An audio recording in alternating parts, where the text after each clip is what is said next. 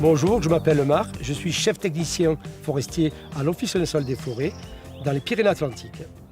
Avant mon accident, j'étais responsable d'une partie de l'unité. Je faisais beaucoup de montagne, bien sûr, d'activités de montagne dans le cadre de mon travail. Et le 12 juin 2013, il y a eu un basculement dans ma vie, un accident de circulation.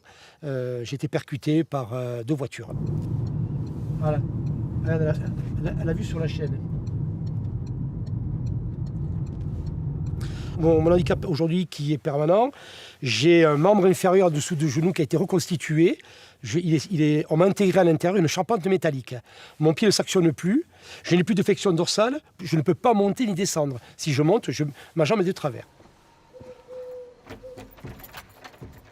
La première des problématiques que j'ai eues, c'est déjà de se retrouver dans un hôpital, d'y rester 200 jours en tout, et surtout de ne plus pouvoir faire ce que l'on faisait avant, faire le deuil d'une vie passée.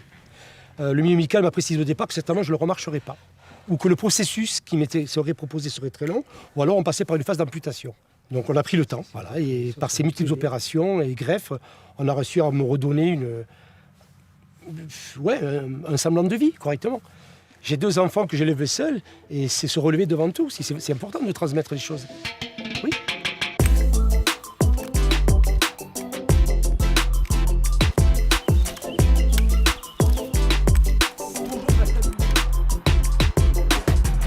Une fois que les responsabilités de cet accident furent définies, le groupe Ocovea, par leur inspecteur corporel, m'a proposé une assistance. J'ai pris contact avec l'assistance sociale et à partir de là, tout ce protocole, grâce à ce travail qui a été mis en place, simplement par téléphone et par mail, on a pu m'aider dans le quotidien de tous les jours. Et j'ai trouvé des gens qui m'ont apporté beaucoup, que ce soit dans le médical ou avec le groupe Ocovea. Cela m'a permis de me réinsérer dans un emploi.